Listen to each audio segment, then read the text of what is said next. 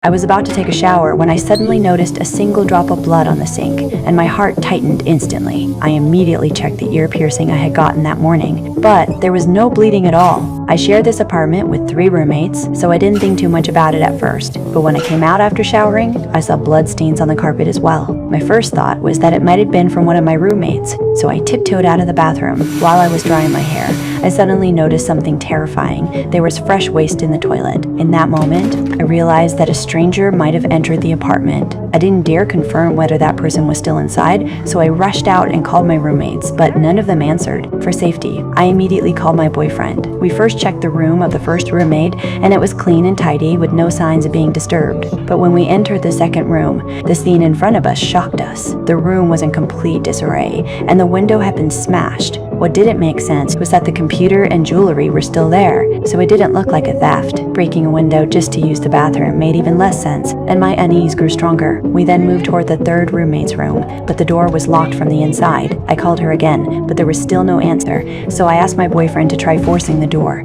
He tried several times, but the door wouldn't budge at all. I suddenly realized that the waste in the toilet had been flushed away. My blood ran cold, because that meant after I left the apartment, the stranger had come back and flushed the toilet. My legs nearly gave out, and my boyfriend said we should call the police. Before he could finish speaking, 2 officers appeared in front of us. They said they had found their way here through a phone that had been picked up, which belonged to one of my roommates. We immediately told the officers everything unusual that had happened in the apartment. They checked the place carefully, but didn't find anything obviously wrong. Just as they were about to leave, one roommate returned with her boyfriend. After hearing that someone might have broken in and that one room was locked, everyone decided to force the door open. The moment the door opened, everyone froze. Inside the room lay my roommate, no longer alive. The scene spiraled out of control, and the police quickly sealed off the apartment. The other roommates broke down in tears, but I remained unusually calm and even kissed my boyfriend without thinking. That moment was noticed by the lead detective, and I became the first suspect. I was taken to the police station right away, but my Italian wasn't very good, and after hours of questioning, no clear answers came out. They brought in a translator, but the officers soon felt something was off, because I said the toilet had been flushed. When police returned to the apartment, they discovered the toilet hadn't been flushed at all. They then questioned my roommates, and when they learned I often secretly brought men home, suspicion against me grew even stronger. Some people believed I was innocent, while others insisted I must have been the one who did it. The police station filled with heated arguments. At that moment, the experienced detective slowly began to speak.